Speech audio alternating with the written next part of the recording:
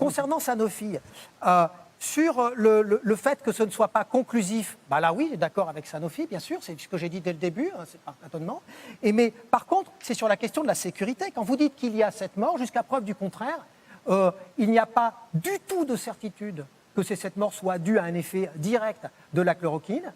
Et par ailleurs, les seuls effets qui ont pu être observés, ils ont été relativement faibles et ils peuvent être contrôlés. Ils peuvent être contrôlés justement par des dosages et ils peuvent être contrôlés justement en n'utilisant pas, dans certains cas extrêmes, la chloroquine. Donc évidemment, ça veut dire que c'est un médicament qui a des effets qui sont forts. Et donc, comme ce sont des effets qui sont forts, il faut prendre un certain nombre de précautions. Précautions qui ont été prises. Donc, je vais vous dire, vous dites, ce qui est fait à Marseille, c'est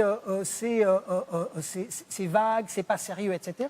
C'est quand même des milliers de gens qui sont passés par l'IHU, des centaines qui ont été soignés à l'IHU. Donc on dispose malgré tout, on a beau dire ce qu'on veut, on dispose de dire par l'observation des évolutions de ces malades, on peut les comparer statistiquement avec ce qui s'est passé dans d'autres hôpitaux. On n'a pas encore, c'est pas encore conclusif, mais il me semble que cela va plutôt dans le sens du protocole qui était utilisé à Marseille. Alors après, on peut dire ce qu'on veut. Sur Sanofi, sur ce que dit Sanofi, vous savez très bien que ce n'est absolument pas une preuve. Un laboratoire peut raconter absolument ce qu'il veut. Ce n'est pas eux qui sont scientifiques, même s'ils payent des scientifiques. Par ailleurs, ça pourrait être d'autres intérêts, parce que Sanofi fait aussi d'autres médicaments, et ça ne serait pas si rentable que ça pour Sanofi de vendre l'hydrochloroquine, qui est un médicament qui coûte 30, 40, 50, 60 fois moins cher qu'à peu près tous les autres qui sont aujourd'hui proposés. Donc je ne veux pas rentrer dans la question de théorie du complot ou autre, mais je ne crois pas que votre argument sur le laboratoire qui dit que, etc.,